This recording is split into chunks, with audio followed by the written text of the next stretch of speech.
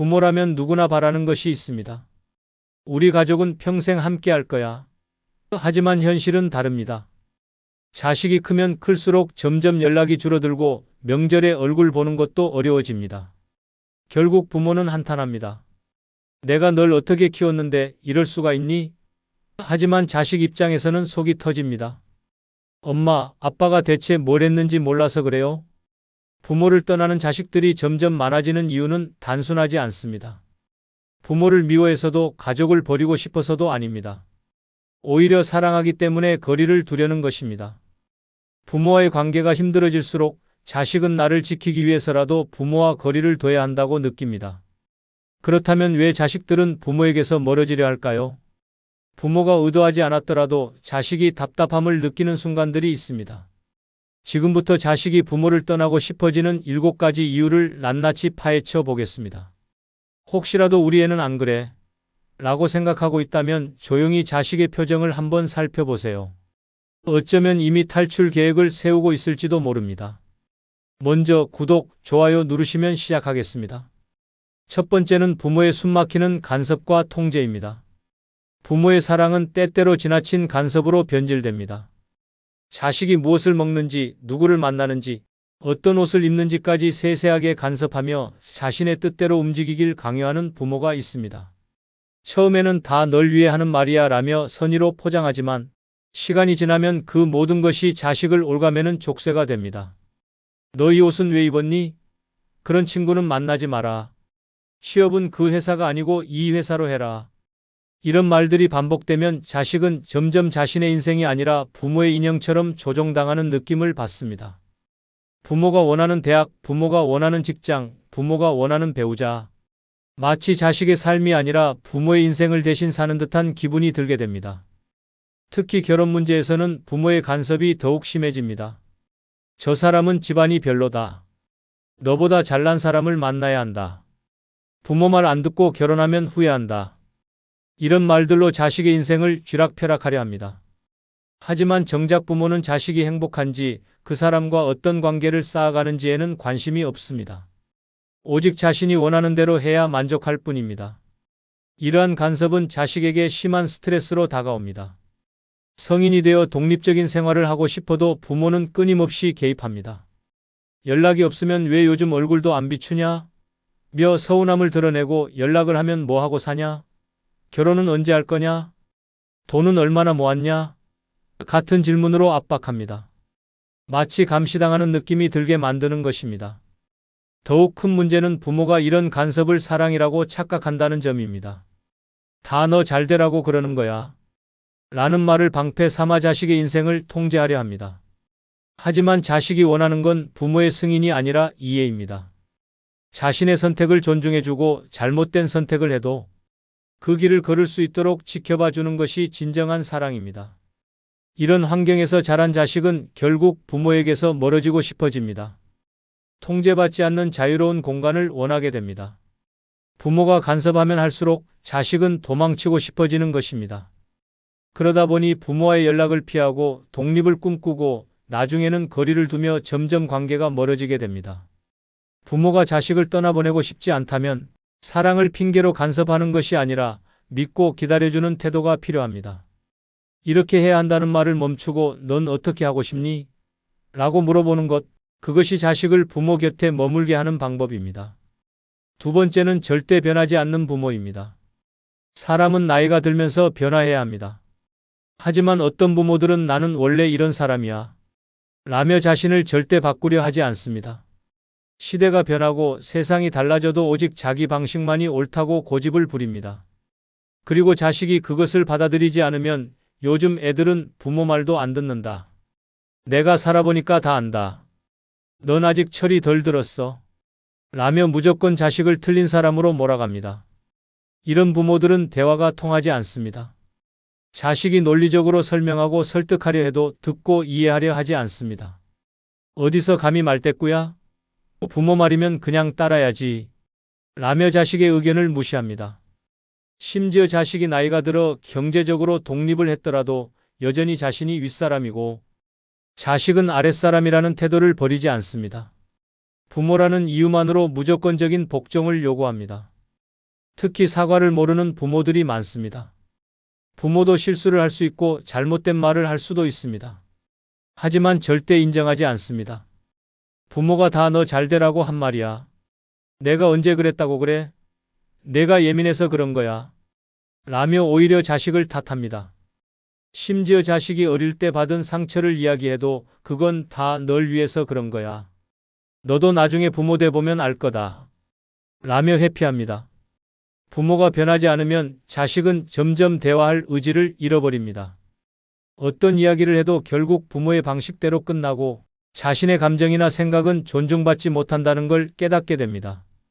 그래서 점점 부모와 거리를 두게 되고 결국엔 대화 자체를 포기하게 됩니다.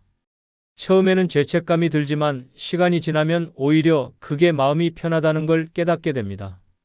또한 이런 부모들은 자식의 변화를 받아들이지 않습니다. 자식이 성장하고 가치관이 바뀌고 새로운 삶을 개척하려 하면 넌 왜 옛날 같지가 않니? 라며 서운해합니다. 자식이 독립적으로 생각하고 행동하려 하면 마치 그것이 배신이라도 되는 것처럼 반응합니다. 심지어 자식이 자기 방식대로 성공을 해도 그렇게 안 해도 됐을 텐데 괜히 힘들게 살았다. 라며 비꼬기까지 합니다. 이런 부모 밑에서 자란 자식들은 결국 부모에게서 벗어나야만 자기 자신으로 살 수 있다는 걸 깨닫게 됩니다. 부모가 바뀌지 않는다면 자식이 바뀌어야 합니다. 그리고 많은 경우 그 변화는 부모와의 거리두기로 이어지게 됩니다. 부모가 자식과 가까운 관계를 유지하고 싶다면 먼저 변화해야 합니다. 시대가 변하고 사람도 변한다는 걸 인정해야 합니다. 부모가 항상 옳다가 아니라 나도 틀릴 수 있다 라고 인정할 때 자식은 부모를 떠나지 않습니다. 세 번째는 끝없는 비교와 비난입니다. 자식의 자존감을 짓밟는 가장 확실한 방법은 비교와 비난을 반복하는 것입니다. 너는 왜 내 친구만큼 못하냐? 옆집 누구는 벌써 집도 사고 결혼도 했는데 넌 대체 뭐하냐? 내 사촌은 대기업 다니고 부모한테 용돈도 주는데 넌 부모 등골만 빼먹는다. 이런 말들은 자식의 마음을 갈갈이 찢어 놓습니다. 부모는 이런 말을 자극을 주려고 하는 것이라고 변명합니다. 하지만 현실은 다릅니다. 자식에게 동기를 부여하는 것이 아니라 자식의 자존감을 짓밟고 주눅 들게 만드는 것입니다. 한두 번이 아니라 평생 이런 말을 듣고 자란 자식은 결국 부모 앞에서 위축되고 스스로를 무능력한 존재로 여기게 됩니다. 특히 명절이나 가족 모임에서 이런 비교가 극심해집니다. 누구는 부모님께 여행도 보내드렸다더라. 누구는 승진해서 연봉이 올랐다던데 넌 뭐하냐? 온 가족이 모인 자리에서 수치심을 주는 말들을 쏟아내며 자식을 벼랑 끝으로 몰아갑니다. 자식은 그 자리가 지옥처럼 느껴지고 부모를 대하는 것이 고통스러워집니다. 결국 점점 연락을 끊고 거리를 두게 됩니다. 더 심각한 문제는 비교만으로 끝나지 않는다는 점입니다. 자식을 비교한 후에는 반드시 비난이 따라옵니다. 내가 그렇게 게으르니까 인생이 그 모양이지. 내가 널 어떻게 키웠는데 이렇게 한심한 꼴을 보려고 그랬겠냐? 내가 그러니까 누가 널 좋아하겠냐? 이런 말들은 자식의 정신을 피폐하게 만듭니다. 부모가 던지는 말 한마디 한마디가 자식의 마음속 깊이 상처로 남아 평생을 따라다니게 됩니다. 비교와 비난이 계속되면 자식은 결국 두 가지 선택을 합니다. 하나는 부모에게 인정받기 위해 자신을 혹독하게 몰아붙이는 것이고, 다른 하나는 아예 부모를 떠나버리는 것입니다. 부모가 아무리 기대하는 대로 살아도 만족하지 않는다는 걸 깨닫는 순간 자식은 더 이상 노력할 의욕조차 잃어버립니다. 그리고 부모에게서 벗어나야만 자신의 마음을 지킬 수 있음을 깨닫습니다. 자식을 떠나보내고 싶지 않다면 비교와 비난을 멈춰야 합니다. 누구보다 못하다가 아니라 너는 너만의 길을 가고 있다고 말해주는 것, 그것이 자식을 부모 곁에 머물게 하는 방법입니다. 비교 속에서 사랑을 찾을 수는 없습니다. 사랑은 있는 그대로의 자식을 인정하는 데서 시작됩니다. 네 번째는 끝없는 감정적 착취입니다. 부모가 자식에게 의지하는 것은 자연스러운 일입니다. 하지만 그 의지가 감정적인 착취로 변질되면 자식은 부모와 거리를 두고 싶어집니다. 나는 내가 없으면 못 살아. 너밖에 내 마음을 알아줄 사람이 없어. 나는 내가 내 곁에서 평생 있어줬으면 좋겠어. 이런 말들은 언뜻 보면 애정 표현 같지만 사실은 자식에게 감정적 짐을 떠넘기는 행위입니다. 자식이 힘든 하루를 보내고 집에 들어와도 부모는 자신의 감정을 먼저 쏟아냅니다. 오늘 너무 우울하다. 내가 나랑 얘기 좀 해줘야겠다. 내가 요즘 나한테 소홀해진 것 같아서 너무 서운하다. 내가 연락을 안 하면 난 정말 외롭고 죽고 싶어진다. 이런 말을 들은 자식은 자신의 감정보다 부모의 감정을 우선해야 한다는 압박을 받습니다. 자신의 힘듦을 털어놓을 틈도 없이 부모의 감정을 달래느라 지쳐갑니다. 더 심각한 경우는 부모가 자식의 죄책감을 자극하는 것입니다. 자식이 독립을 원하거나 결혼을 하려 하면 부모는 곧바로 감정적인 반응을 보입니다. 너 가고 나면 나는 어떻게 하라고? 너도 나중에 부모 돼 보면 알 거다. 부모 버리고 가는 게 어떤 건지. 내가 너를 위해 이렇게 살아왔는데 넌 이렇게 나를 버리는구나. 마치 자식이 부모를 떠나려는 것이 도덕적 죄악인 것처럼 몰아세우며 온갖 서운함과 눈물을 동원합니다. 이러한 감정적 착취는 자식에게 엄청난 부담이 됩니다. 부모의 기분을 맞추기 위해 자신의 감정을 억누르고 부모가 불행해질까봐 자신의 행복을 포기해야 한다는 생각이 들게 만듭니다. 하지만 그런 희생이 계속되면 결국 자식은 지쳐버리고 부모와 거리를 두는 것이 유일한 탈출구라고 느끼게 됩니다. 감정적 착취를 하는 부모의 가장 큰 문제는 스스로 이를 인식하지 못한다는 점입니다. 나는 그냥 내가 옆에 있어 주길 바라는 것뿐이야. 부모 자식 간에 이런 건 당연한 거 아니냐? 라는 식으로 자신의 행동을 정당화합니다. 하지만 자식은 부모의 감정 쓰레기통이 아닙니다. 누구나 자기 감정을 돌볼 권리가 있으며 자식이라고 해서 부모의 감정을 평생 책임져야 할 의무는 없습니다. 결국 이런 부모 밑에서 자란 자식은 스스로를 지키기 위해 부모를 떠나게 됩니다. 처음에는 죄책감에 시달리지만 시간이 지나면서 자유로움을 느끼게 됩니다. 그리고 깨닫습니다. 부모가 원하는 만큼 감정을 맞춰주고 희생한다고 해서 부모가 완전히 행복해지는 것은 아니라는 것을, 부모가 자식을 떠나보내고 싶지 않다면 감정의 무게를 자식에게 떠넘기지 말아야 합니다.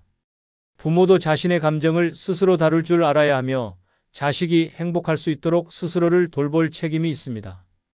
나는 내가 곁에 있어줬으면 좋겠어가 아니라 넌 내 삶을 살아도 괜찮아. 나는 내 행복을 스스로 찾을게라고 말할 때 자식은 부모를 떠나고 싶지 않게 됩니다. 다섯 번째는 부모의 다양한 부정적 에너지입니다. 살면서 힘든 일이 없을 수는 없습니다. 하지만 어떤 부모들은 자신의 불행과 불만을 끊임없이 자식에게 쏟아냅니다. 세상은 믿을 놈 하나 없다. 나는 이렇게 고생만 하다가 늙어버렸다. 사는 게 다 무슨 소용이냐. 이런 말들을 하루에도 몇 번씩 듣는다면 자식은 점점 숨이 막혀옵니다. 부모와 대화를 할 때마다 나오는 것은 불평과 한탄뿐입니다. 요즘 애들은 버릇이 없다. 정치는 엉망이고 세상은 갈수록 나빠진다. 돈 없는 사람은 그냥 죽으라는 거다. 이런 부정적인 말들을 듣고 있으면 자식은 점점 지쳐갑니다. 처음에는 부모의 감정을 이해하려 노력하지만 시간이 지나면 부모를 만나는 것 자체가 부담이 됩니다. 특히 부모가 자신의 삶에 대한 후회를 자식에게 쏟아낼 때 자식은 더 깊은 무력감을 느낍니다. 내가 너 낳지만 않았어도 이렇게 힘들진 않았을 거야. 나는 내 아버지 어머니 만나서 내 인생 망쳤다. 너 키우느라 내 젊은 시절은 다 날아갔다. 이런 말들은 자식에게 씻을 수 없는 상처를 남깁니다. 마치 자신이 부모의 불행의 원인인 것 같은 착각을 하게 만들고 그 죄책감에서 벗어나기 위해 부모를 멀리하고 싶어집니다. 이런 부모들은 긍정적인 변화를 받아들이지 않으려 합니다. 자식이 좋은 일을 이야기해도 너만 좋으면 다야? 라며 반응하고 자식이 희망적인 말을 해도 넌 아직 세상을 몰라서 그래. 라며 일축해버립니다. 자식은 부모에게 아무리 밝은 에너지를 주려 해도 그것이 부정으로 뒤덮이는 것을 보며 점점 대화를 피하게 됩니다. 이런 환경에서 자란 자식들은 결국 부모와 거리를 두게 됩니다. 부모와 함께 있으면 자신의 에너지까지 소진되는 것을 느끼기 때문입니다. 부모가 불행을 이야기할 때마다 그 감정을 받아줘야 하는 부담이 커지고 그 무게에서 벗어나기 위해 점점 연락을 줄이고 방문을 미루고 결국엔 부모를 피하게 됩니다. 부모가 자식과 가까운 관계를 유지하고 싶다면 부정적인 말과 불평을 멈춰야 합니다. 사는 게 힘들다가 아니라 그래도 잘 살아보자라고 말하는 것, 나는 불행했다가 아니라 앞으로 남은 인생은 즐겁게 살겠다라고 생각하는 것, 그런 태도가 있을 때 자식은 부모 곁에 머물고 싶어집니다. 여섯 번째는 자식에 대한 사랑이라는 이름의 폭력입니다. 부모는 자식을 사랑한다고 말합니다. 하지만 그 사랑이 폭력이 되어 자식을 옭아맬 때 자식은 부모를 떠나고 싶어집니다. 너 잘 되라고 하는 말이야. 이건 다 너를 위한 거야. 내가 널 얼마나 사랑하는데 이 정도도 못 참아? 이런 말들은 부모가 자신의 행동을 정당화하기 위해 사용하는 방패입니다. 하지만 정작 자식에게는 상처만 남길 뿐입니다. 사랑이라는 이름 아래 행해지는 폭력의 대표적인 예는 언어적 학대입니다. 부모는 쉽게 말합니다. 넌 도대체 왜 그러냐? 내가 그러니까 인생이 그 모양이지. 내가 우리 집안 망신 다 시킨다. 이런 말들이 아무렇지 않게 자식의 마음을 짓밟습니다. 어떤 부모는 심지어 너 같은 애를 낳은 게 후회된다. 차라리 널 낳지 말걸. 같은 말까지 합니다. 자식은 그런 말을 들을 때마다 부모의 사랑이 진짜였는지 의심하게 되고 부모에게 정을 붙이기가 어려워집니다. 이런 폭력은 단순한 말로만 끝나지 않습니다. 과도한 기대와 강요도 포함됩니다. 자식이 부모의 기대에 미치지 못하면 실망감을 감추지 않으며 때로는 모욕적인 말과 행동을 하기도 합니다. 내가 널 어떻게 키웠는데 넌 그 정도도 못하냐? 라며 죄책감을 심어주고 다른 애들은 부모한테 효도하는데 넌 나한테 해준 게 뭐냐? 라며 사랑을 빌미로 압박합니다. 자식은 부모에게 인정받기 위해 애쓰지만 어떤 노력을 해도 부모는 만족하지 않습니다.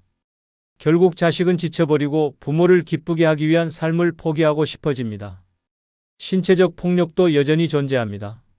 나이가 들어도 부모의 손찌검과 폭언을 겪는 자식들이 있습니다. 맞을 짓을 했으니까 맞은 거야. 부모가 훈육하는데 무슨 문제가 있냐? 라는 말로 정당화하지만 폭력은 어떤 이유로든 정당화될 수 없습니다. 어린 시절의 폭력적인 기억은 시간이 지나도 사라지지 않으며 성인이 되어서도 부모를 두려워하게 만듭니다. 결국 자식은 스스로를 지키기 위해 부모를 떠나게 됩니다. 사랑은 강요하는 것이 아닙니다. 사랑은 자식이 부모 곁에서 편안함을 느끼고 스스로 찾아오고 싶게 만드는 힘이 있어야 합니다. 하지만 부모가 사랑이라는 이유로 자식을 옭아매고 조종하려 하면 그 관계는 결국 깨어지고 맙니다.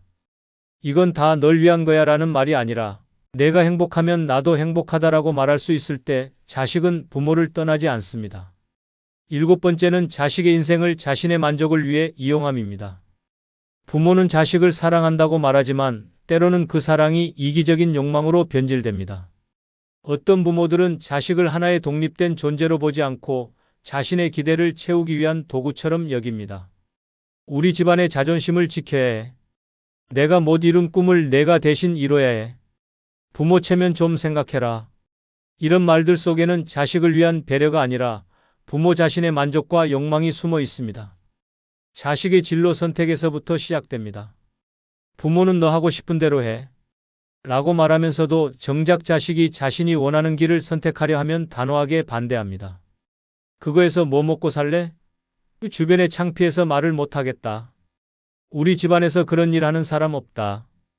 부모가 원하는 대학, 부모가 원하는 직업, 부모가 원하는 인생을 따르지 않으면 자식은 부모에게 인정받을 수 없습니다. 결혼 문제에서도 이런 문제는 더욱 심각해집니다. 부모는 자식의 행복보다 자신의 체면과 만족을 우선합니다.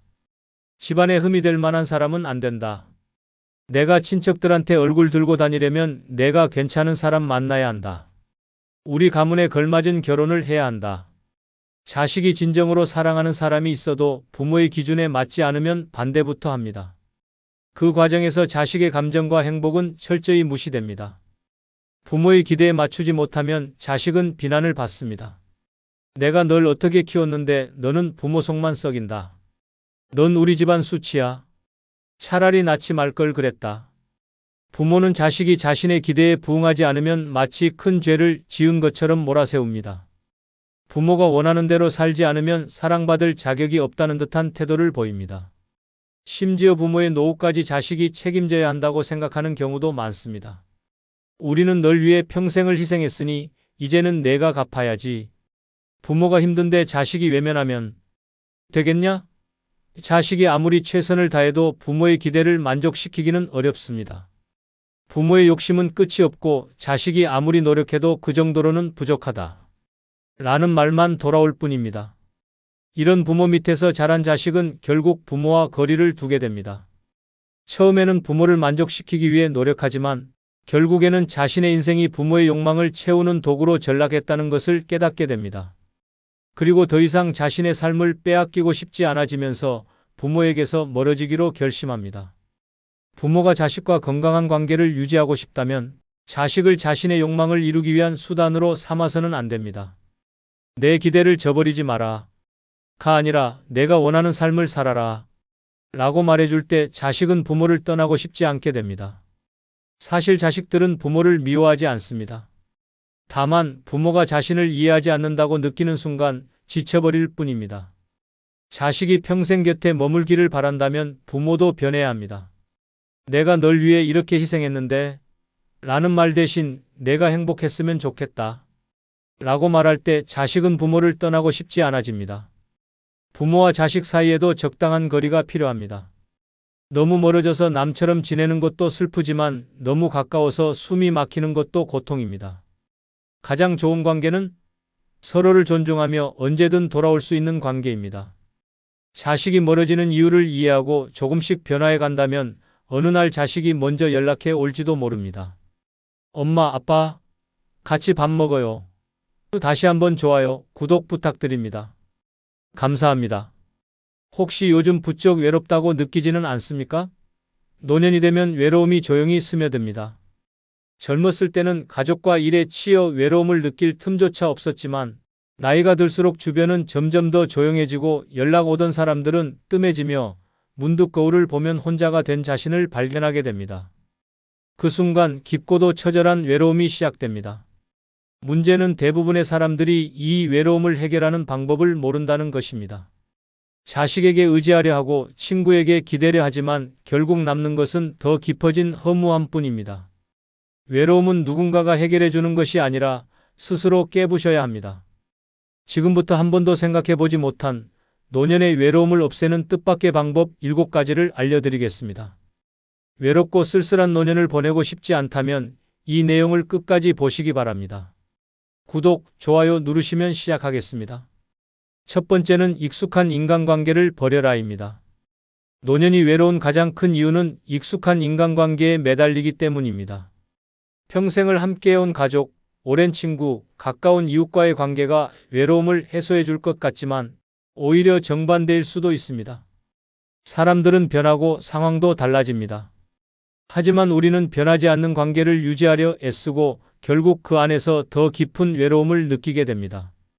자식들에게 의지하려 하지만 자식들은 이미 각자의 삶이 있습니다.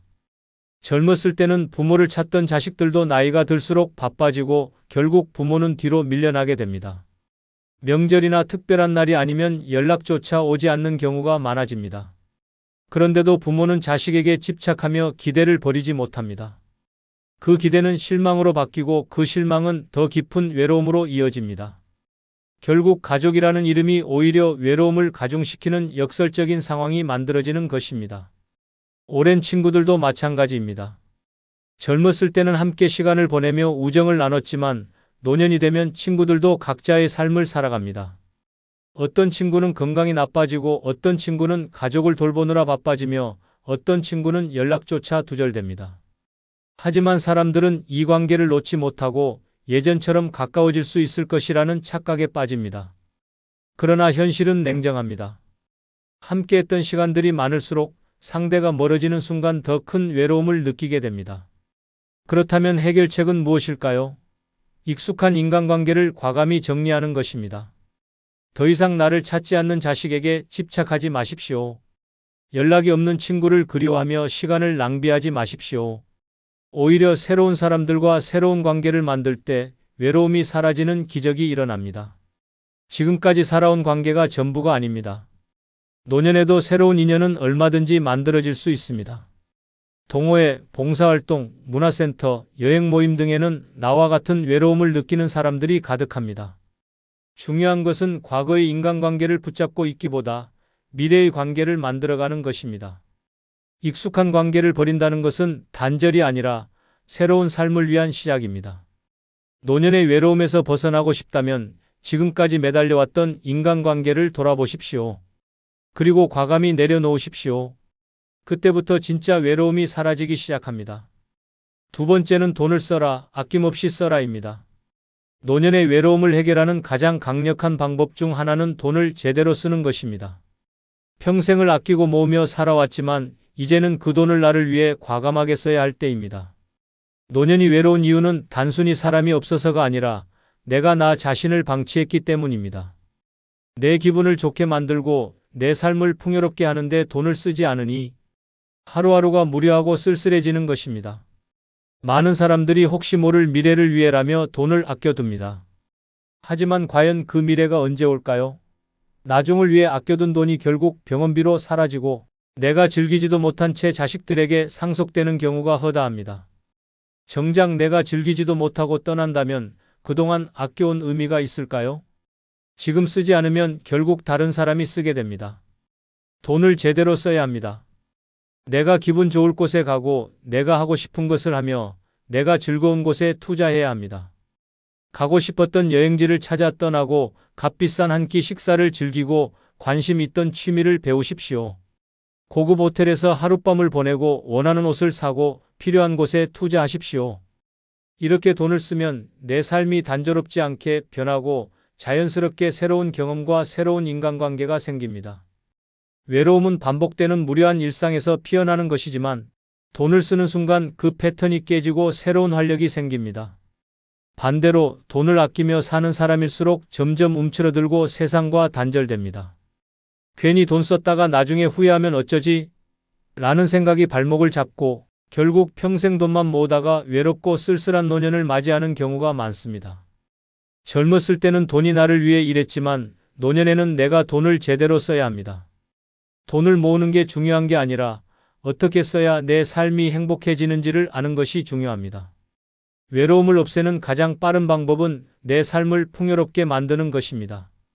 돈을 쓸 줄 아는 사람이 진정으로 행복한 사람입니다. 자식들에게 남겨주려 아끼지 마십시오. 그들은 당신이 아끼지 않아도 잘 살아갑니다. 오히려 당신이 돈을 아끼고 쓸쓸하게 살아가는 모습을 보면 자식들은 죄책감을 느끼고 부담스러워할 수도 있습니다. 노년의 외로움은 결국 내가 나를 얼마나 소중하게 대하느냐에 따라 결정됩니다. 내 기분을 좋게 만들고 내 삶을 활력 있게 만들어주는 곳에 돈을 아낌없이 쓰십시오.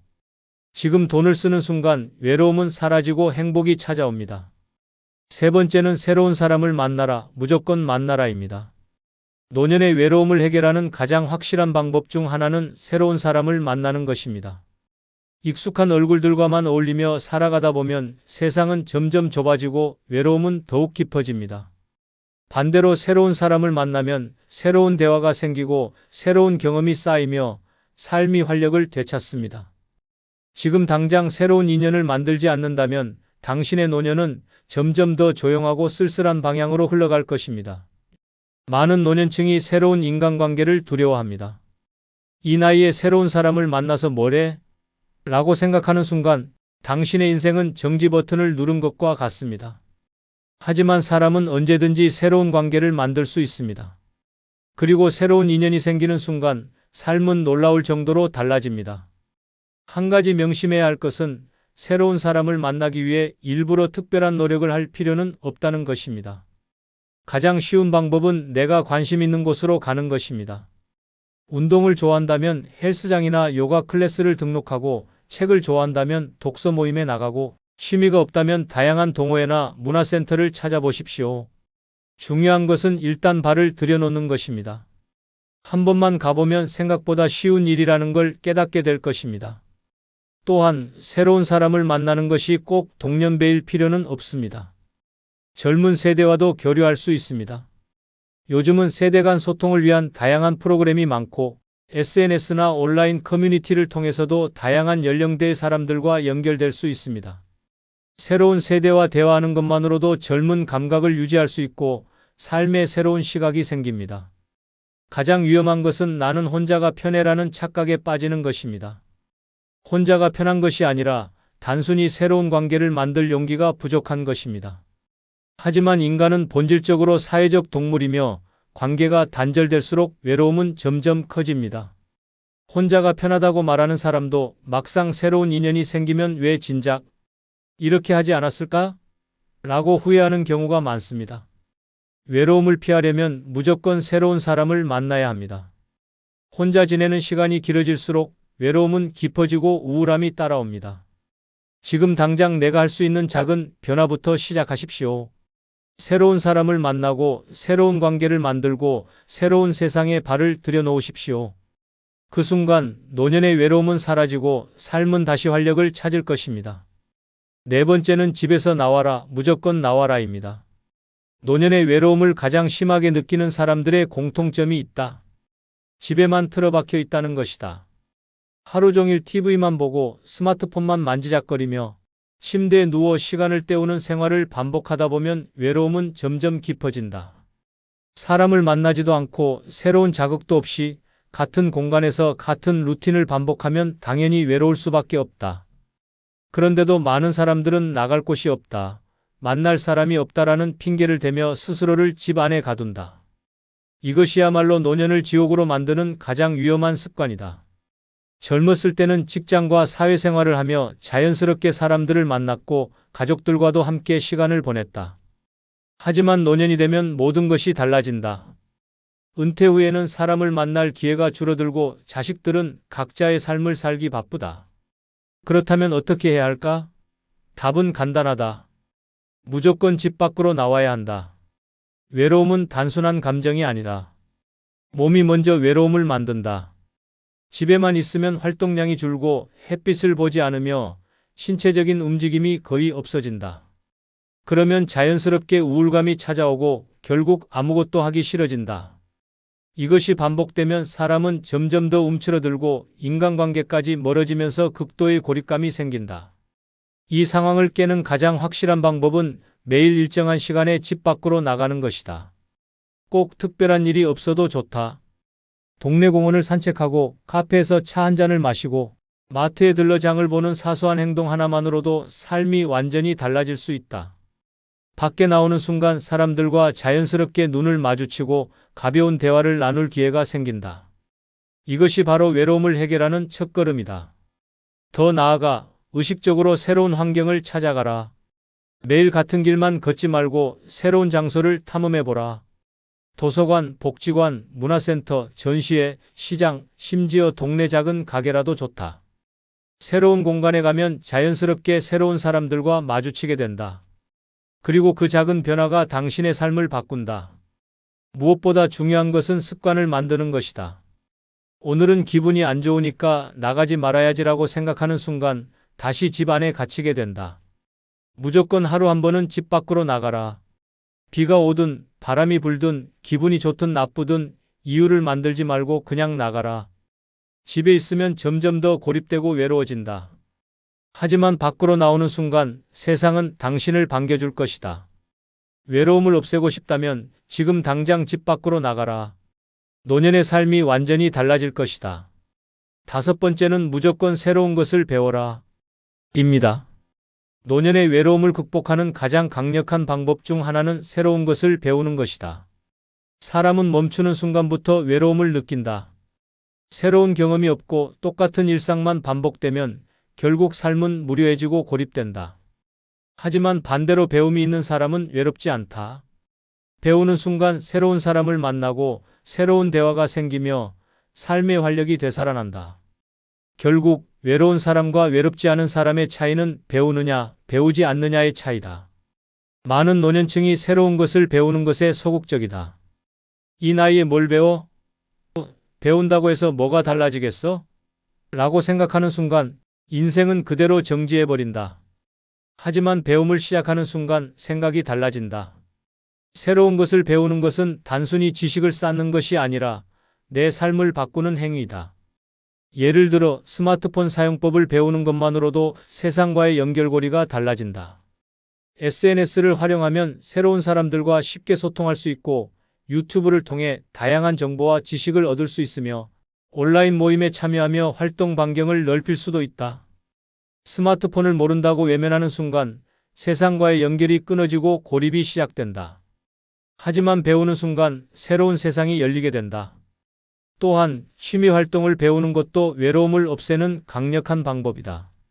그림을 배우면 미술관에 가고 싶어지고 악기를 배우면 연주 모임을 찾게 된다. 운동을 배우면 건강도 좋아지고 새로운 사람들과의 만남도 자연스럽게 이어진다. 중요한 것은 관심 있는 분야를 찾고 그것을 깊이 파고드는 것이다. 배우기 시작하면 인생에 새로운 목표가 생기고 더 이상 외로울 틈이 없어진다. 더 나아가 배움은 자존감을 높인다. 나이가 들수록 사람들은 나는 이제 늙었어. 이제 새로운 건 어렵겠지라는 생각을 하며 스스로를 한계에 가둔다. 하지만 새로운 것을 배우면 나도 할 수 있다는 자신감이 생기고 그 자신감이 삶을 긍정적으로 바꾼다. 배우는 사람은 젊어지고 배움을 멈춘 사람은 늙어간다. 외로움을 극복하는 방법은 멀리 있지 않다. 새로운 것을 배우면 새로운 사람을 만나고 새로운 목표가 생기며 새로운 삶이 시작된다. 배움을 멈추는 순간 외로움이 시작되지만 배우는 순간 외로움은 사라진다. 지금 당장 배우고 싶은 것을 찾아 시작해보라. 그 순간 당신의 노년은 완전히 달라질 것이다. 6번째는 절대 도움받으려 하지 마라. 오히려 베풀어라. 입니다. 노년의 외로운 가장 큰 이유 중 하나는 받는 것에 익숙해져 있기 때문이다. 우리는 젊었을 때부터 누군가에게 기대고 누군가가 나를 챙겨주기를 바라는 삶을 살아왔다. 하지만 노년에는 이 방식이 통하지 않는다. 자식들이 예전처럼 부모를 챙기지 않고 친구들도 각자의 삶을 살기 바쁘다. 하지만 우리는 여전히 누군가가 나를 신경 써 주길 바라며 기대가 무너질 때마다 더 깊은 외로움에 빠진다. 외로움을 극복하는 강력한 방법은 단 하나다. 기대하지 말고 오히려 베푸는 사람이 되어라. 누군가에게 도움을 받으려 할수록 사람들은 나를 피한다. 하지만 반대로 내가 먼저 베풀고 나누기 시작하면 사람들은 나를 찾게 된다. 결국 외로운 사람과 외롭지 않은 사람의 차이는 받으려 하느냐, 주려 하느냐의 차이다. 한번 생각해보라. 주변에서 나 힘드니까 좀 도와줘. 왜 연락 안 해? 라고 말하는 사람과 도움이 필요하면 언제든 말해. 이거 내가 좋아할 것 같아서 준비했어 라고 말하는 사람 중 누가 더 매력적인가? 사람들은 도움을 요청하는 사람보다 도움을 주는 사람에게 더 끌리게 되어 있다. 도움을 주는 사람에게는 자연스럽게 사람들이 모이고 결국 그는 외로움을 느낄 틈이 없다. 노년에 베푼다는 것은 절대 거창한 일이 아니다. 작은 일부터 시작하면 된다. 길에서 만난 사람에게 따뜻한 인사를 건네고 옆집 이웃에게 작은 선물을 전하고 어려운 사람에게 손을 내밀어라. 지역사회에서 봉사활동을 하거나 동네 아이들에게 지식을 나누거나 후배들에게 인생의 경험을 이야기해 주는 것도 좋은 방법이다. 이런 사소한 행동들이 쌓이면 내 주변에 점점 더 많은 사람들이 모이게 된다. 무엇보다 베푸는 행위는 나 자신을 위한 것이기도 하다. 누군가를 도와줄 때 우리는 내가 아직 가치 있는 존재라는 느낌을 받는다.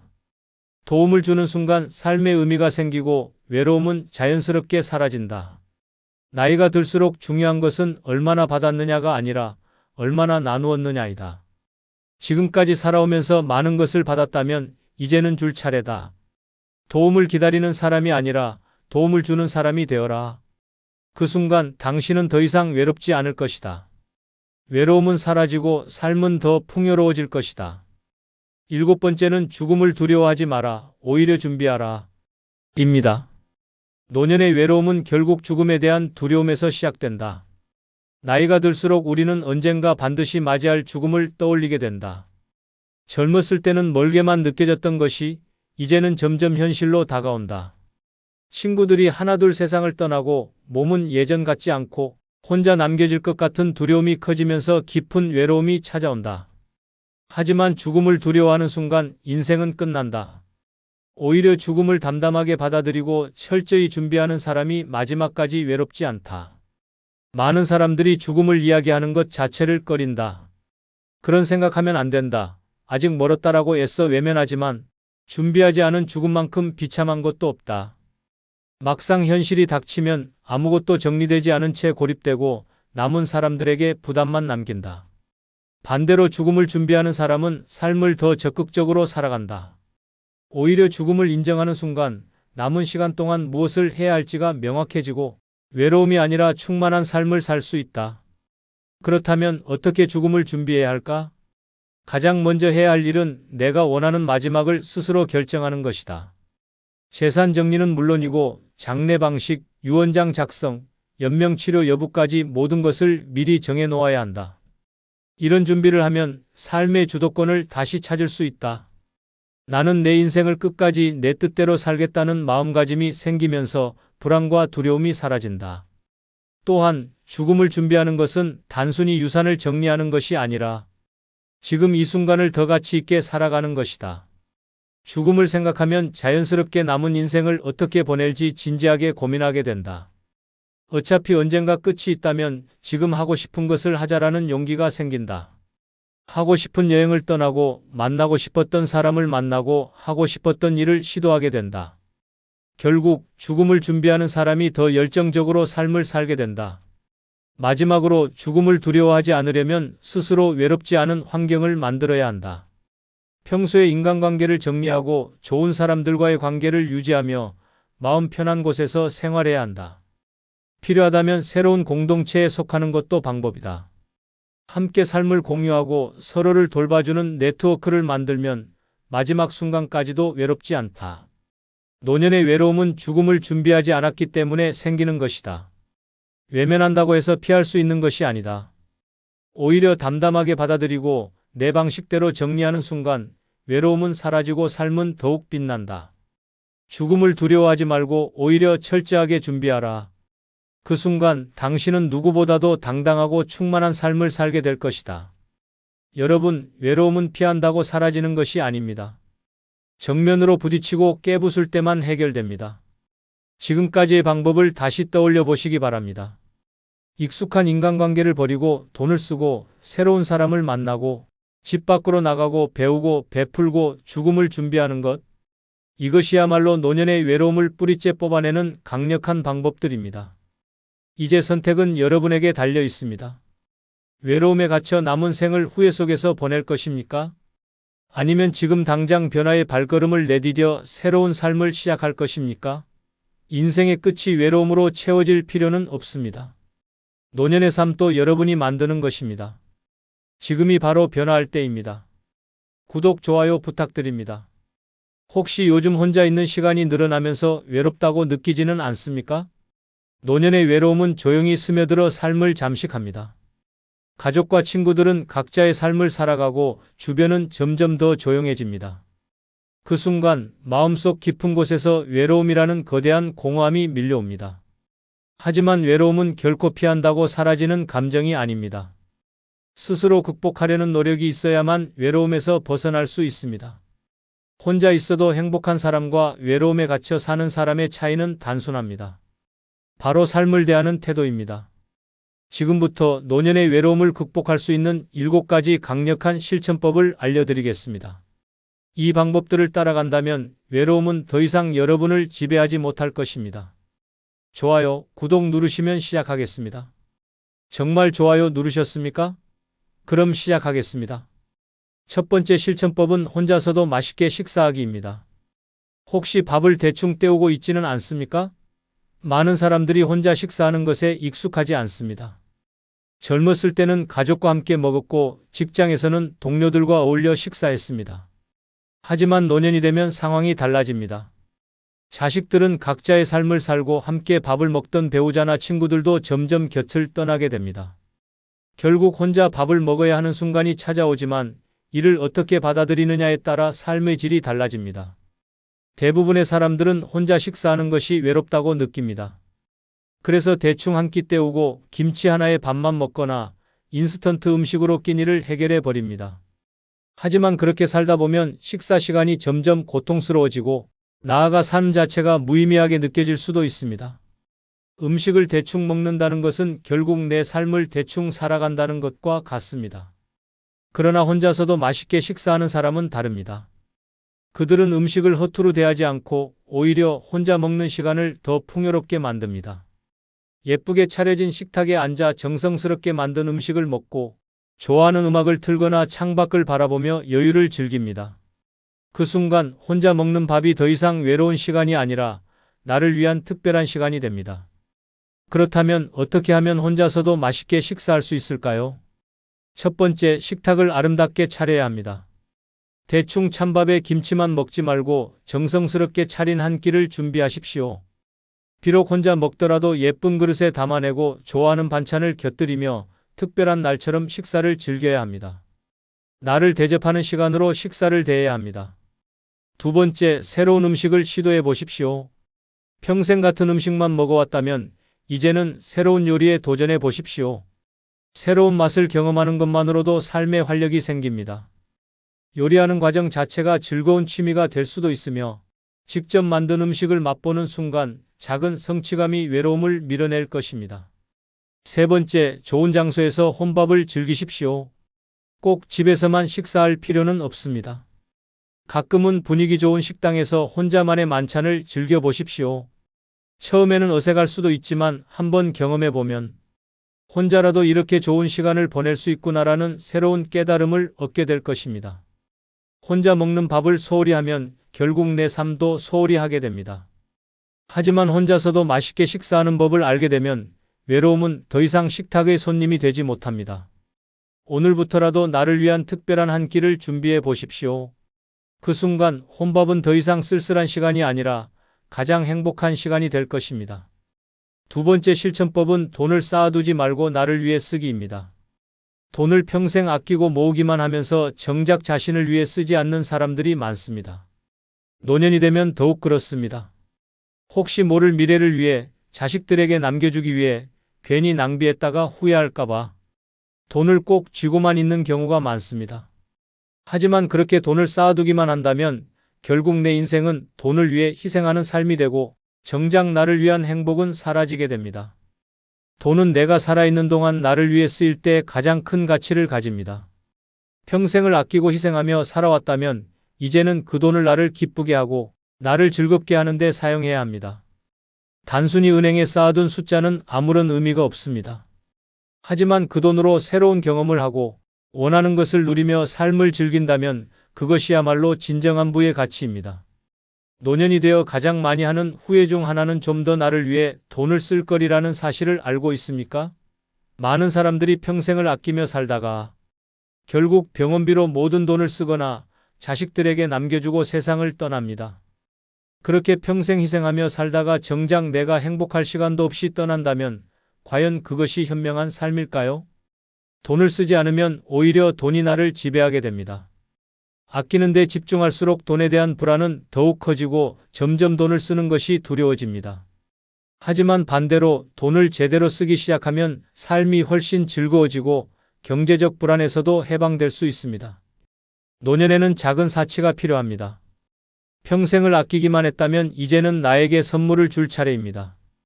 값비싼 외식을 해보거나 가고 싶었던 여행을 떠나거나 오래전부터 갖고 싶었던 물건을 사보십시오. 이런 작은 사치가 삶의 질을 높이고 외로움을 극복하는 데도 큰 도움이 됩니다. 건강을 위한 투자도 망설이지 말아야 합니다. 건강검진을 받고 좋은 음식을 먹고 내 몸을 위해 돈을 써야 합니다. 돈을 아끼다가 건강을 잃으면 결국 병원비로 몇 배를 더 쓰게 됩니다. 내 몸을 돌보는 것이야말로 최고의 투자입니다. 돈을 어디에 쓰느냐에 따라 삶의 만족도가 달라집니다. 물건을 사는 것보다 경험을 사는 것이 노년에는 더욱 의미가 큽니다. 새로운 것을 배우고 여행을 떠나고 좋은 공연을 보는 등 내 인생을 더욱 풍요롭게 만들어줄 경험들에 돈을 써야 합니다. 돈은 남기려고 있는 것이 아닙니다. 살아있는 동안 나를 위해 써야 하는 것입니다. 지금부터라도 돈을 움켜쥐지 말고 나를 위해 제대로 써보십시오. 그 순간 외로움 대신 기쁨이 찾아올 것입니다. 세 번째 실천법은 사람을 기다리지 말고 내가 먼저 다가가기입니다. 혹시 누군가 먼저 연락해 주길 기다리고 있지는 않습니까? 노년의 외로움은 사람을 기다리는 순간부터 시작됩니다.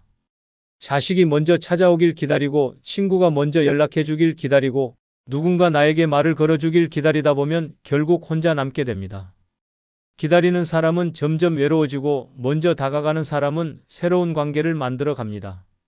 젊었을 때는 직장, 학교, 사회생활을 통해 자연스럽게 사람들을 만날 기회가 많았습니다.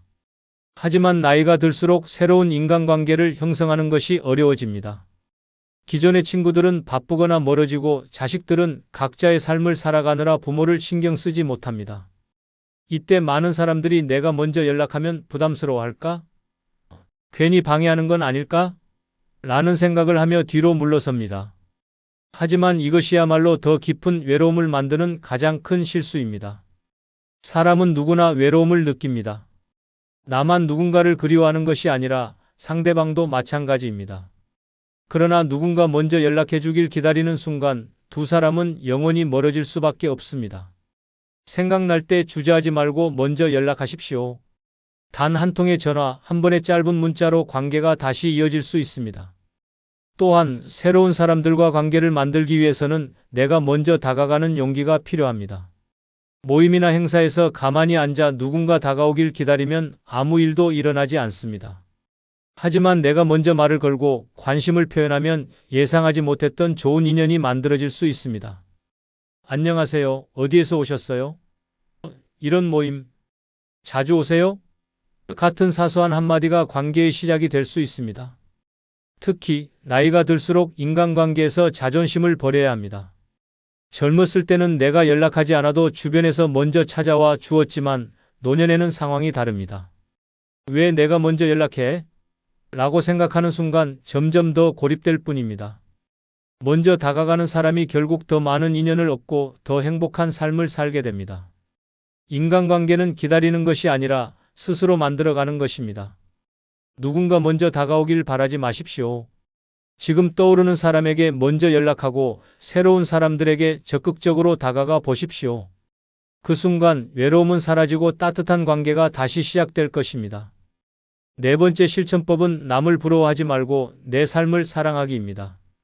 혹시 다른 사람들과 나를 비교하며 불행하다고 느끼지는 않습니까? 노년의 외로움을 느끼는 가장 큰 이유 중 하나는 비교하는 마음입니다. 젊었을 때는 바쁘게 살다 보니 비교할 틈도 없었지만 나이가 들수록 주변을 더 많이 보게 됩니다. 친구들은 손주들과 여행을 다니고 자식들이 찾아와 함께 시간을 보내고 어떤 사람은 재혼해서 행복해 보이기까지 합니다. 그 모습을 보면서 나는 왜 이렇게 외로울까? 나는 왜 저렇게 살지 못할까? 라는 생각이 들기 시작합니다. 하지만 이런 비교는 아무 의미 없는 독입니다. 다른 사람의 삶은 겉으로 보이는 모습일 뿐 그들이 진짜 행복한지 어떤 고민을 안고 있는지는 알 수 없습니다. 행복해 보이는 사람도 속으로는 외로울 수 있고 화목해 보이는 가족도 갈등을 겪고 있을 수 있습니다. 남의 삶을 부러워하는 순간 내 삶은 점점 초라해지고 외로움은 더 깊어질 뿐입니다. 노년에 가장 중요한 것은 내 삶을 사랑하는 것입니다. 내 삶을 부정하면 할수록 외로움은 커지고 내 삶을 긍정할수록 외로움은 사라집니다. 남과 비교하지 않고 오직 나에게 집중하는 것이 진정한 행복으로 가는 길입니다. 그러기 위해서는 내가 가진 것에 집중해야 합니다. 건강이 있다면 그것만으로도 감사할 일입니다. 내 집이 있고 내가 먹고 싶은 것을 먹을 수 있고 내 시간을 자유롭게 쓸 수 있다는 것 자체가 얼마나 큰 행복입니까? 반면 많은 돈을 가지고 있어도 건강을 잃고 병원에서 시간을 보내는 사람도 많고 가족이 많아도 끊임없는 갈등에 시달리는 사람도 많습니다. 행복은 절대 남과 비교해서 찾을 수 있는 것이 아닙니다. 내 안에서 찾아야 합니다. 또한 다른 사람의 삶을 부러워하는 대신 내 삶을 더 가치 있게 만드는 데 집중해야 합니다. 새로운 취미를 시작하고 가고 싶었던 곳에 여행을 떠나고 배우고 싶었던 것을 배우십시오. 남의 인생을 부러워하며 시간을 보내는 것이 아니라 내 인생을 더 멋지게 만들어 나가는 것이 외로움을 없애는 가장 확실한 방법입니다. 외로움은 비교에서 시작됩니다. 남과 비교하면 내가 부족해 보이지만 내 삶을 사랑하면 부족한 것이 아니라 충분하다는 것을 깨닫게 됩니다. 지금부터라도 남을 부러워하지 말고 오직 나만을 위해 살기 시작하십시오. 그 순간 외로움은 더 이상 나를 괴롭히지 못할 것입니다. 다섯 번째 실천법은 가까운 곳이라도 자주 여행 다니기입니다. 혹시 요즘 집과 동네를 벗어나 본 적이 언제입니까?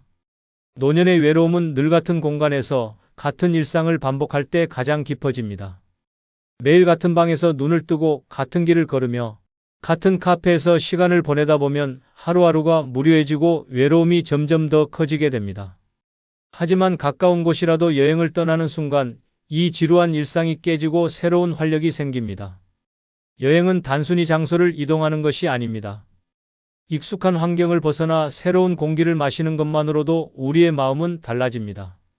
여행을 떠나면 자연스럽게 새로운 사람들과 눈을 마주치고 새로운 풍경을 보고 새로운 경험을 하게 됩니다.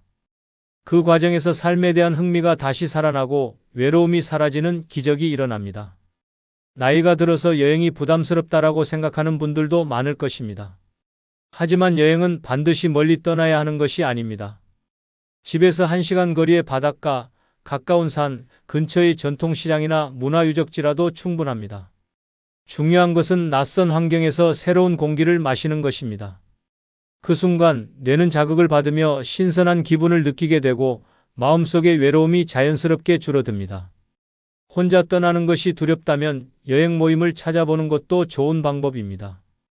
요즘은 노년층을 위한 소규모 여행 모임이 많으며 인터넷이나 동네 커뮤니티에서 쉽게 정보를 찾을 수 있습니다. 함께 떠나는 여행은 새로운 인연을 만들 기회가 되고 여행지에서의 대화와 경험이 평소보다 훨씬 풍성해집니다. 새로운 사람과의 만남은 외로움을 줄이는 최고의 방법 중 하나입니다. 또한 여행을 다니다 보면 자연스럽게 몸을 더 많이 움직이게 됩니다. 여행을 위해 걸어다니고 새로운 장소를 탐험하는 것 자체가 훌륭한 운동이 됩니다. 건강을 위해 운동을 억지로 하려고 하면 부담스럽지만 여행을 하면서 자연스럽게 활동량이 늘어나면 오히려 즐겁게 건강을 챙길 수 있습니다. 가장 위험한 생각은 집이 제일 편하다며 여행을 미루는 것입니다. 처음에는 집이 편하다고 생각할지 몰라도 시간이 지나면 그 편안함이 곧 고립이 되고 외로움이 됩니다. 반면 한 번이라도 여행을 떠나 본 사람은 다시 가고 싶다는 생각이 듭니다. 새로운 환경에서 얻는 신선한 자극이 다시 삶을 살아갈 힘을 주기 때문입니다. 외로움을 극복하는 가장 쉬운 방법은 발걸음을 옮기는 것입니다. 가까운 곳이라도 좋습니다.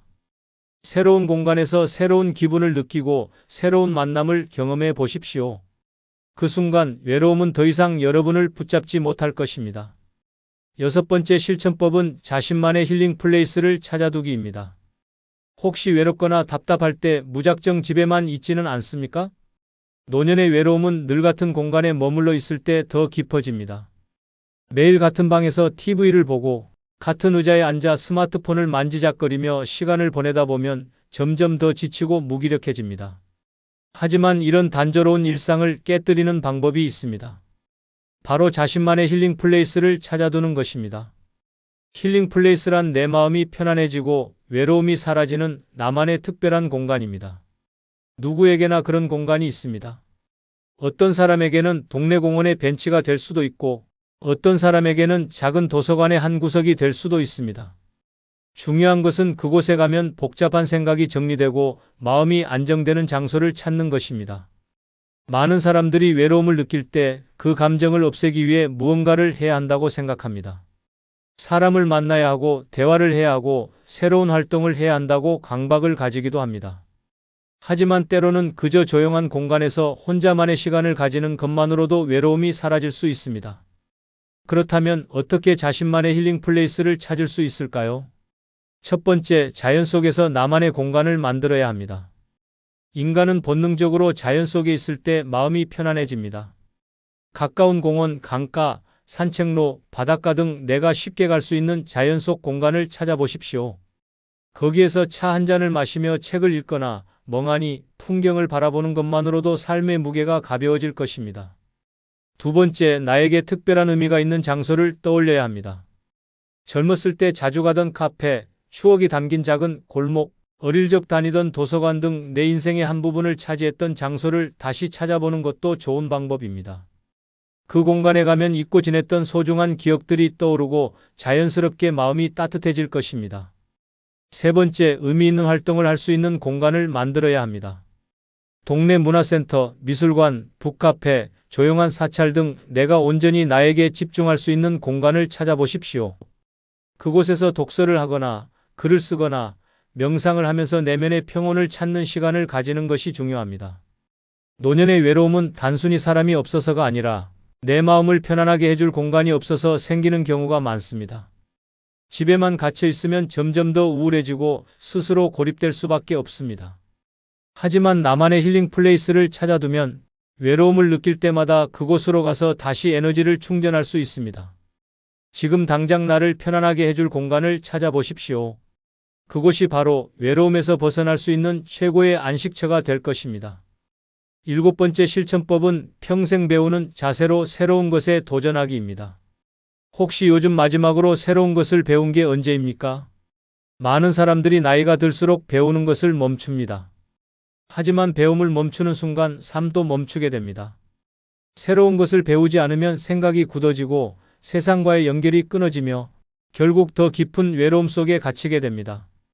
반대로 끊임없이 배우고 새로운 도전에 나서는 사람은 나이가 들어도 생기가 넘치고 외로움을 느낄 틈조차 없습니다. 배움은 젊은 사람들만의 것이 아닙니다. 오히려 노년이 될수록 더욱 적극적으로 배우고 성장해야 합니다. 배우는 순간 우리의 뇌는 끊임없이 자극을 받으며 젊음을 유지합니다. 새로운 언어를 배우면 사고력이 향상되고 악기를 배우면 감각이 깨어나며 운동을 배우면 몸이 활력을 되찾습니다. 즉, 배움은 단순한 지식 습득이 아니라 삶을 활기차게 만드는 강력한 도구입니다. 새로운 도전에 대한 두려움이 가장 큰 장애물입니다. 내가 이 나이에 뭘 배우겠어? 이제 와서 해봐야 무슨 소용이야 라는 생각이 들 수 있습니다. 하지만 나이를 핑계로 배우기를 포기하는 순간 삶의 재미도 함께 사라집니다. 나이는 배움의 걸림돌이 아니라 오히려 더 배워야 할 이유가 됩니다. 배우는 사람과 배우지 않는 사람의 차이는 하루 이틀 사이에는 드러나지 않지만 몇 년이 지나면 완전히 다른 삶을 살게 됩니다. 새로운 것을 배운다는 것은 거창한 일이 아닙니다. 가까운 문화센터에서 요리나 미술을 배울 수도 있고 스마트폰을 활용해 온라인 강의를 들을 수도 있습니다. 독서를 통해 간접적으로 경험을 쌓는 것도 하나의 배움이며 새로운 운동을 시작하는 것도 몸으로 익히는 배움입니다. 중요한 것은 나는 아직 배울 것이 많다는 마음가짐을 가지는 것입니다. 배움을 통해 얻을 수 있는 또 다른 중요한 것은 새로운 인간관계입니다. 배우는 과정에서 자연스럽게 같은 관심사를 가진 사람들과 연결됩니다. 새로운 도전이 새로운 만남을 만들고 새로운 만남이 외로움을 없애줍니다.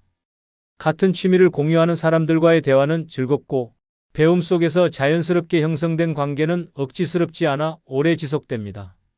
노년의 외로운 사람과 외롭지 않은 사람의 가장 큰 차이는 얼마나 새로운 것에 도전하는가입니다. 과거에 머물러 있으면 점점 더 외로워지고 새로운 것을 배우고 익히면 세상이 점점 더 넓어집니다. 지금부터라도 새로운 도전을 시작하십시오. 배움을 멈추지 않는 한 당신의 삶은 계속해서 성장할 것입니다. 외로움은 선택입니다. 누군가는 홀로 있는 시간을 불행이라 여기고 누군가는 그 시간을 자유라고 느낍니다. 삶은 스스로 만들어가는 것입니다. 새로운 곳을 여행하고 배움을 멈추지 않으며 먼저 사람들에게 다가가고 나를 위한 힐링 플레이스를 찾을 때 외로움은 더 이상 문제가 되지 않습니다. 지금도 외로움 속에서 벗어나지 못하고 있다면 그대로 방치하지 마십시오. 외로움은 가만히 있다고 해결되지 않습니다. 지금 당장 변해야 합니다. 혼자가 두려운 것이 아니라 혼자를 견디지 못하는 것이 두려운 것입니다. 오늘부터라도 외로움을 극복하는 실천을 시작하십시오. 그 순간 여러분의 노년은 완전히 달라질 것입니다. 끝으로 구독, 좋아요 눌러주세요. 감사합니다. 저 사람은 나이 들었어도 착해서 좋다니까? 이런 말을 믿고 있다면 큰 착각입니다. 나이가 들면 착한 성격은 미덕이 아니라 약점이 됩니다. 젊을 때는 인정받고 존중받지만 나이가 들면 만만한 노인이 될 뿐입니다. 만만한 노인은 이용당하고 무시당하고 결국 버려집니다. 가족도 이웃도 사회도 힘없는 노인에게는 함부로 대합니다. 착한 노인은 아무도 챙겨주지 않습니다. 이제라도 독하게 살아야 합니다. 그래야 내 몫을 지키고 끝까지 존엄을 유지할 수 있습니다. 이번 영상에서는 노년에 독하게 살아야 하는 6가지 이유를 설명드리겠습니다. 구독, 좋아요 누르시면 시작하겠습니다. 노년에 독하게 살아야 하는 이유, 첫 번째는 호의가 권리로 바뀌는 순간이 오기 때문입니다. 처음에는 작은 부탁이었습니다. 도와줄 수 있느냐고 정중하게 묻습니다.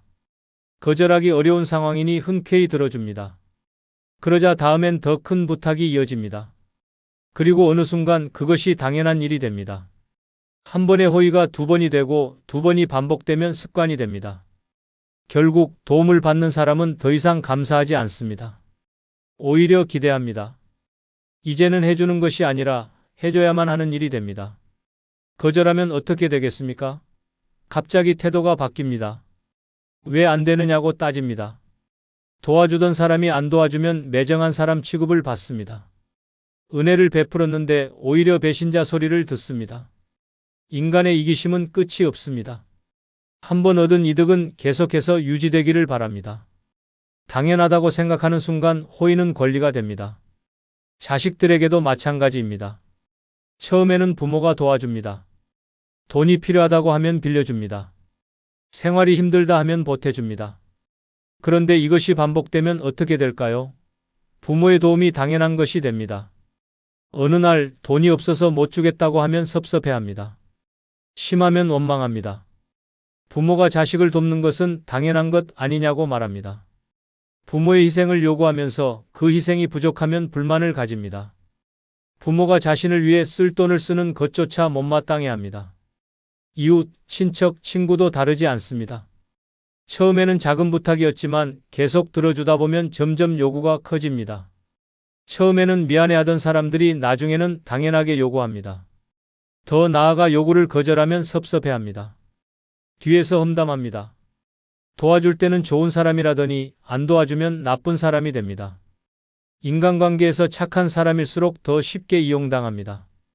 착한 사람은 거절을 잘 못하니까 이용하기 쉽습니다. 노년의 가장 큰 위험은 만만한 사람이 되는 것입니다. 만만한 사람은 누구에게나 편리한 존재가 됩니다. 필요할 때 부르면 오고 필요할 때 도움을 주는 사람입니다. 하지만 정작 자신이 필요할 때는 아무도 도와주지 않습니다.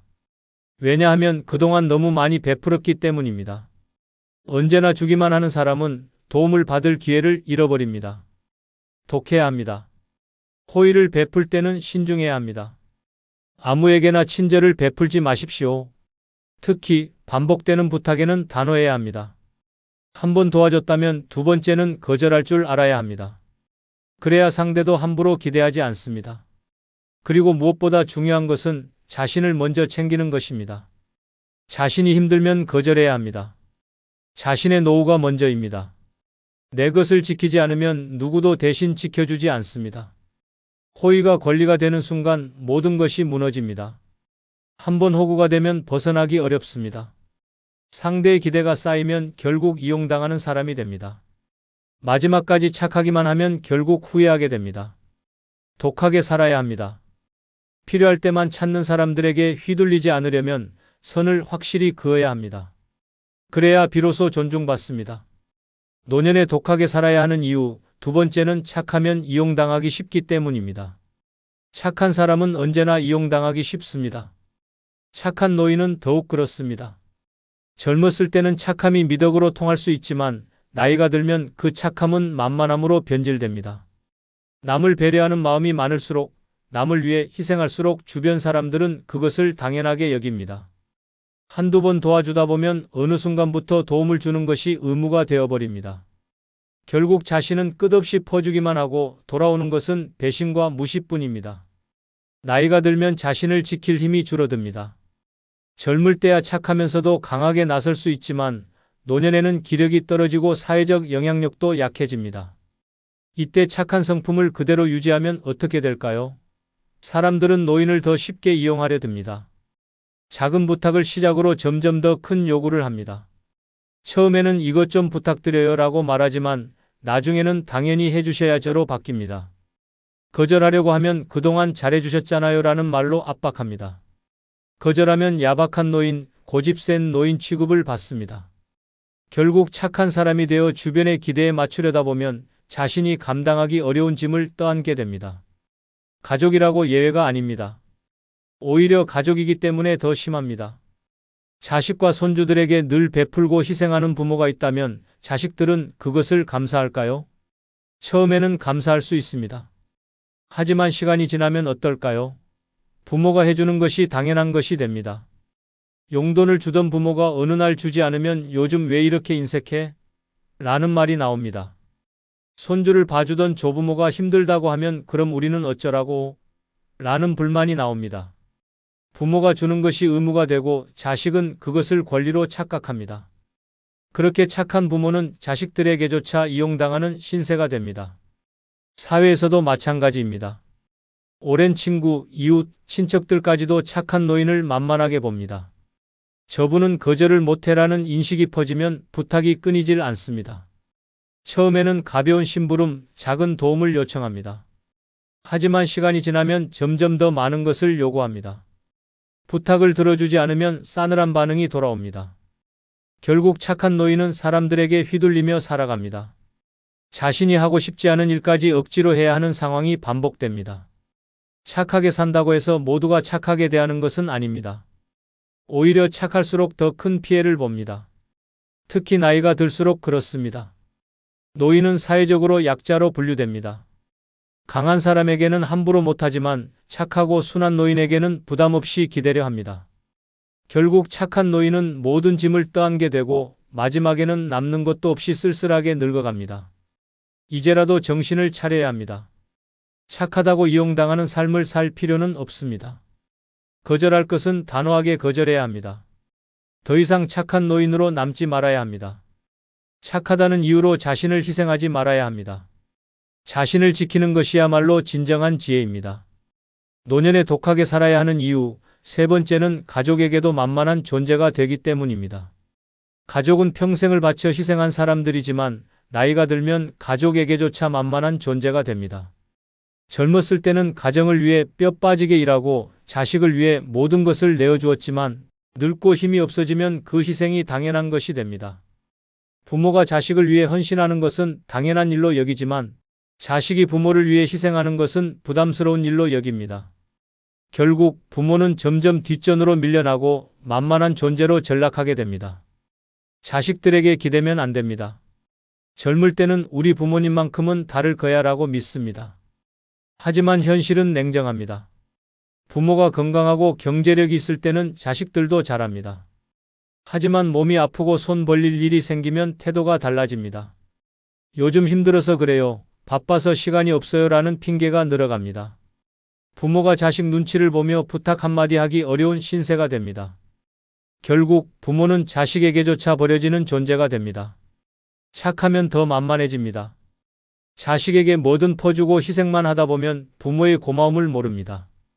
용돈을 주고 손주를 봐주고 집안일까지 도와주면서 이 정도는 부모로서 당연하지라고 생각하게 만듭니다. 처음에는 미안해하던 자식도 시간이 지나면 그것을 당연하게 여깁니다. 용돈을 한번 안 주면 왜 이렇게 인색해졌어?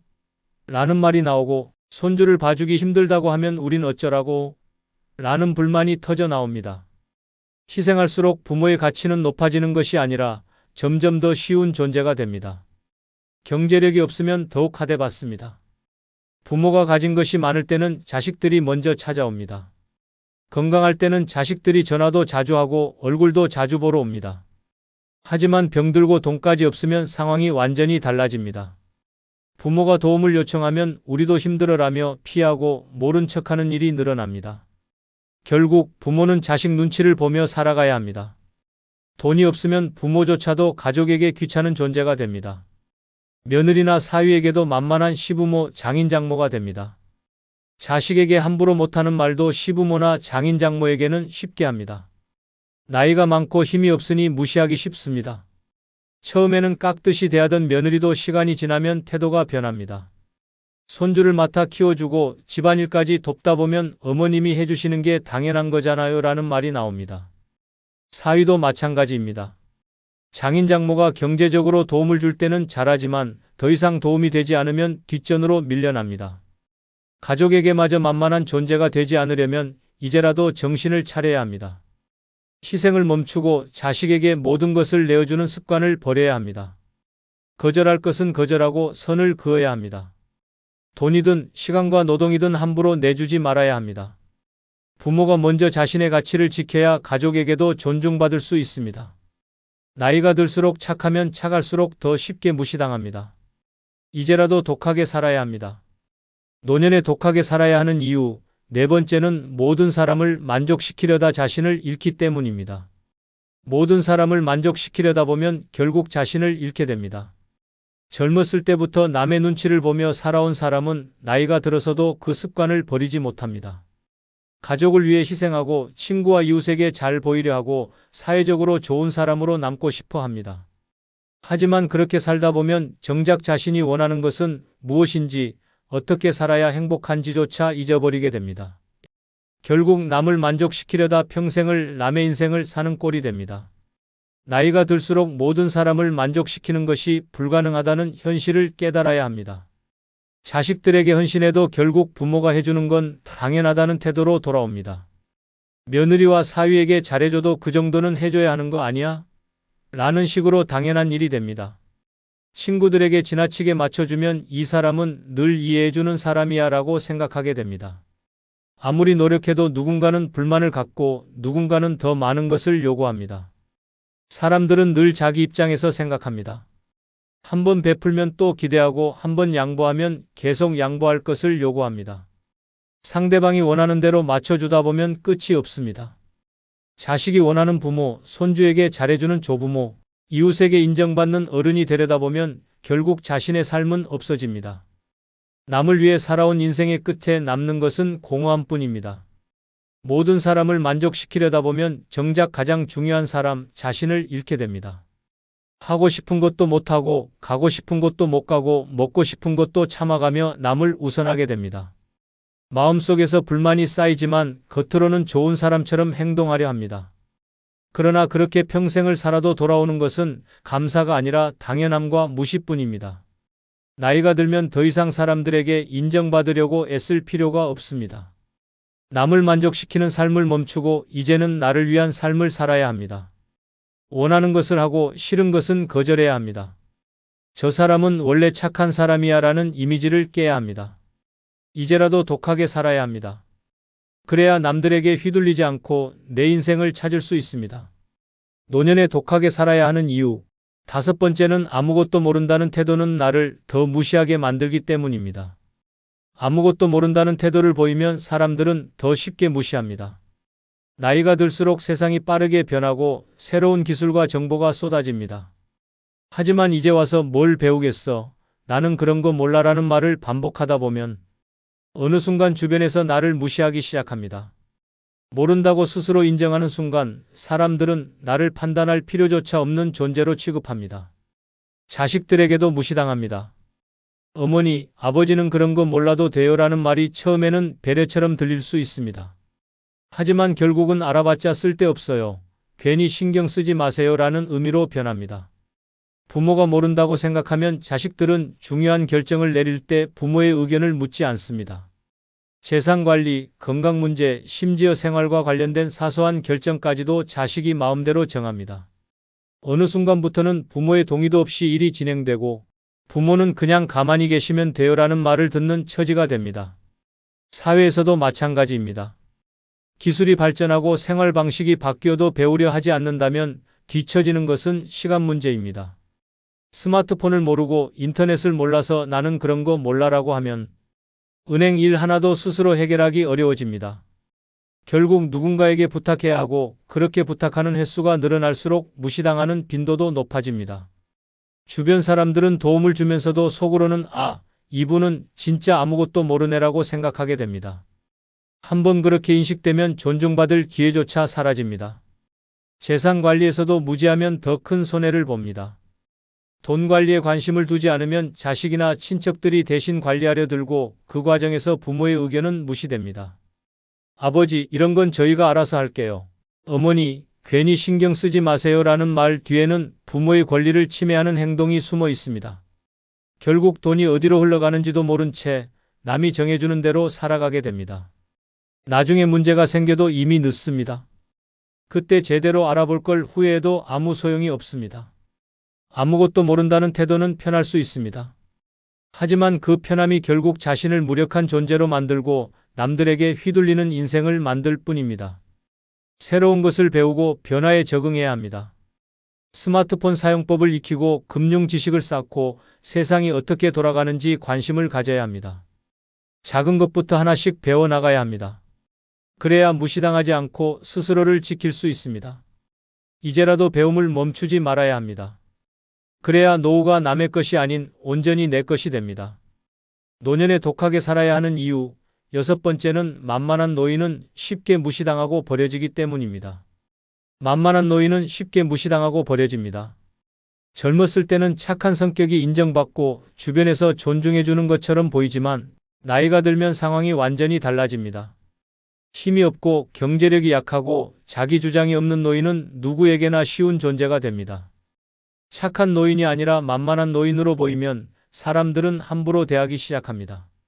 무시하는 것은 기본이고 심지어는 가족에게도 버려질 수 있습니다.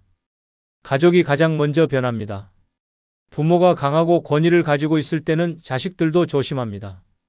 하지만 부모가 그래, 내 말이 맞아, 알아서 해라 같은 말만 반복하며 자기 의견을 내지 않으면 자식들은 부모를 하찮게 여기기 시작합니다. 자식이 부모에게 함부로 말하고 결정권을 빼앗고 심지어 경제적인 문제까지 부모 몰래 처리합니다. 부모가 경제적으로 자립하지 못하고 자식에게 기대려 하면 더 쉽게 무시당하는 처지가 됩니다. 이제 부모님은 우리 없이 못 사니까라는 생각이 들게 만들면 부모는 자식의 눈치를 보며 살아야 합니다. 며느리와 사위도 마찬가지입니다. 강한 시부모나 장인 장모에게는 조심하지만 만만한 노인에게는 대놓고 무례한 태도를 보입니다. 처음에는 조심스럽게 부탁을 하다가 나중에는 이 정도는 해줘야 하는 거 아니에요? 라고 당연하게 요구합니다. 손주를 돌봐주는 것도 처음에는 고마워하지만 나중에는 당연히 해줘야 하는 일로 바뀝니다. 힘없는 노인은 가족 내에서 가장 낮은 위치로 전락하고 결국 의견조차 존중받지 못하는 존재가 됩니다. 사회에서도 만만한 노인은 무시당합니다. 은행, 병원, 공공기관 어디를 가든 기가 죽은 노인은 홀대받습니다.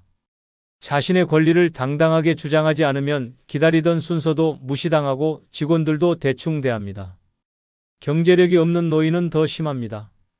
돈이 없으면 사람들은 더 이상 친절하게 대할 이유를 찾지 않습니다. 젊었을 때는 사람들과 잘 지냈던 노인도 나이가 들고 만만한 존재가 되면 어느 순간 외톨이가 됩니다. 결국 만만한 노인은 버려집니다. 자식들도 부담스러워하고 가족 내에서 왕따가 되고 사회에서도 존재감이 사라집니다. 요양병원에 보내지고 연락이 끊기고 마지막 순간까지 외롭게 살아가야 합니다. 누구도 챙기지 않고 누구도 찾지 않는 노인이 됩니다.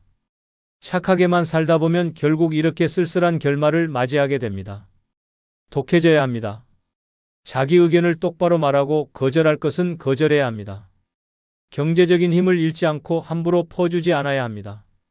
자식들에게도 사회에서도 만만한 노인으로 보이지 않도록 당당하게 살아야 합니다.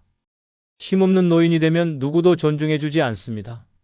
이제라도 독하게 살아야 합니다. 그래야 끝까지 무시당하지 않고 존중받으며 살아갈 수 있습니다. 구독자 여러분, 착하게만 살다 보면 결국 남는 것은 후회뿐입니다. 모든 것을 내어주고 희생했지만 돌아오는 것은 무시와 외면뿐입니다. 가족도 사회도 나를 지켜주지 않습니다. 이제라도 정신을 차려야 합니다. 거절할 것은 거절하고 내 권리를 당당히 주장해야 합니다. 남을 만족시키느라 내 삶을 희생하지 말아야 합니다. 만만한 노인이 되는 순간 존중도 사라지고 내 인생도 사라집니다. 독하게 살아야 합니다. 그래야 끝까지 무너지지 않고 내 삶을 지킬 수 있습니다. 구독, 좋아요 부탁드립니다. 늘 건강하시기 바랍니다.